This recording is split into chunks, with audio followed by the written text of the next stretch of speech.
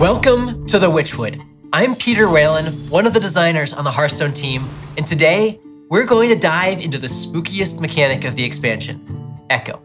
The story of Echo starts months ago when the expansion had a different setting but an equally chilling name, Murder on the Gilnean Express. When we start working on a set, the first thing we do is broad mechanics exploration. Basically, if someone has an idea that could fit more than one card, we'll give it a shot. And the Gilnean Express was no different.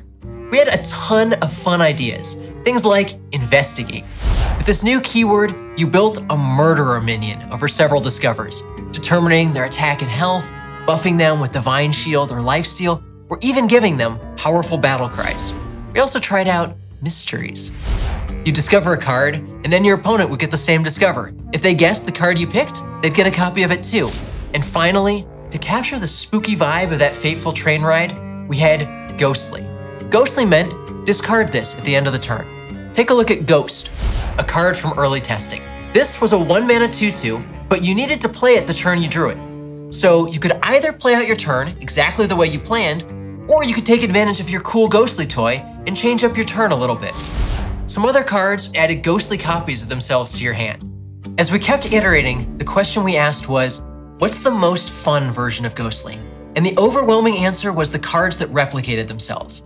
They were cool early game since you had to play, but late game you could sink extra mana into them. If you were playing a deck that wanted, say, taunt minions, you could get a bunch of them for just one card. And deciding how long to hold on to them to eke out just a little more value was skill testing and interesting. Over the months that followed, the set evolved. We lost the Gilnean Express and found Hagatha the Witch. We moved away from murder investigation and toward terrifying things in the woods. And Ghostly became more and more the perfect flavor fit for the set. So we took Ghostly and went all in. Now we had repeatable cards in a haunted forest, and Echo was born. Echo cards return to your hand after they are played. As long as you have the mana, you can play them multiple times in the same turn. Like Ghostly, Echo had a bunch of design space. One of the things we wanted to capture was cards that were good early and late.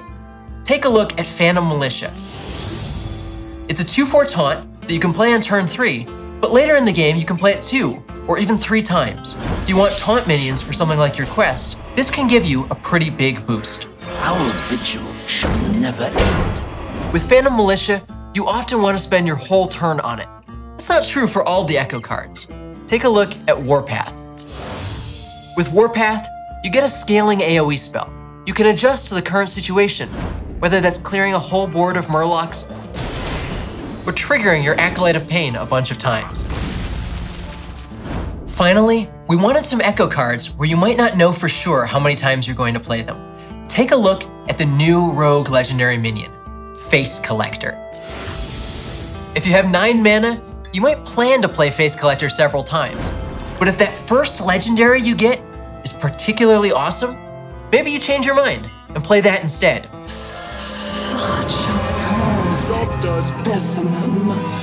Echo cards capture the spooky spirit of the set and let you scale your cards to face off against the horrible things hiding in the woods.